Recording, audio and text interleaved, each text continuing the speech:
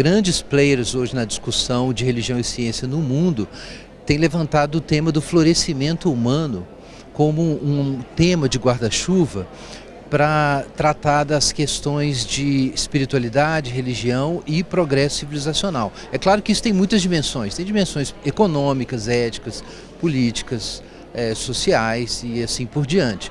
Mas uma das mais importantes é a questão da saúde. A gente tem uma grande crise global de saúde mental hoje, não é possível falar sobre florescimento humano sem enfrentar isso, mas a evidência que vem se acumulando do impacto positivo de religião e espiritualidade na saúde de indivíduos e de grupos é muito robusto, muito importante.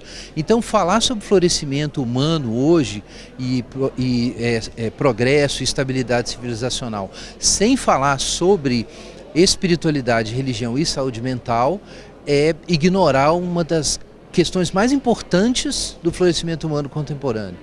Então eu acho que isso é um acerto total do trabalho aqui do Alexander, do Humberto e de outros aqui na Federal.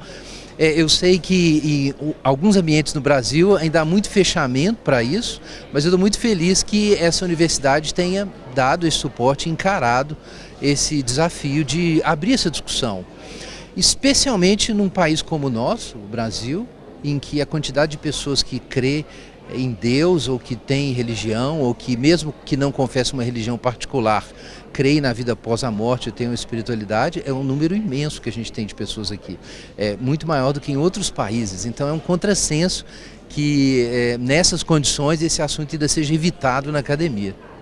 Olha, o senhor abordou na sua palestra também o Homo Sentimentalis e Psicopolítica. Essa temática é muito interessante, eu gostaria que o senhor falasse um pouco sobre qual foi a sua abordagem, como é que o senhor tratou do tema. Sim.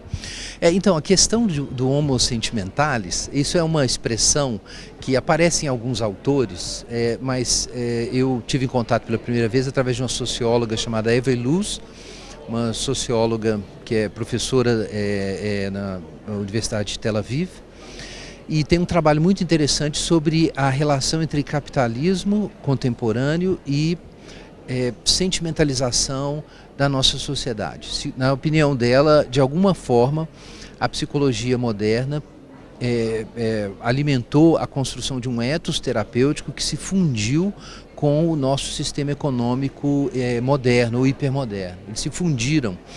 E isso significa que, por assim dizer, a nossa vida emocional não está a salvo. Ela o tempo inteiro é atingida, influenciada e às vezes manipulada pelo nosso sistema de mercado e consumo. E isso significa que o nosso sistema nos forma não somente moralmente, mas emocionalmente. E na medida em que alguns aspectos dessa formação se tornam politicamente intencionais, então a gente pode falar de uma psicopolítica, ou seja, de um projeto de organização política da sociedade que busca nos formar emocionalmente. E a gente precisa fazer perguntas sobre isso. Se a política das emoções que vem sendo praticada hoje por estados, pelo mercado, pelas mídias, se essa política é honesta, se ela é justa. E a minha opinião, como líder religioso também, eu sou pastor evangélico, é que tem vários problemas no modo como ela é feita.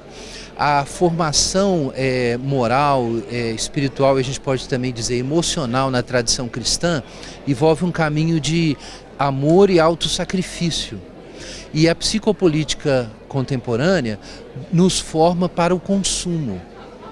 Tanto o consumo de objetos, quanto o que ela chama de consumo emocional e até mesmo o consumo nas relações. A vida afetiva moderna é consumista. Mas a visão de formação moral cristã é de cooperação, é de comunidade, é de você cuidar da sua família, é de você fazer compromissos de longo prazo, é de você sacrificar seus desejos em favor dos outros.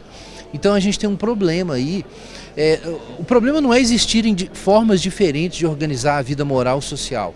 O problema é você ter uma grande narrativa sobre o que é felicidade, que é essa narrativa psicopolítica, apresentado como se fosse algo espiritualmente neutro.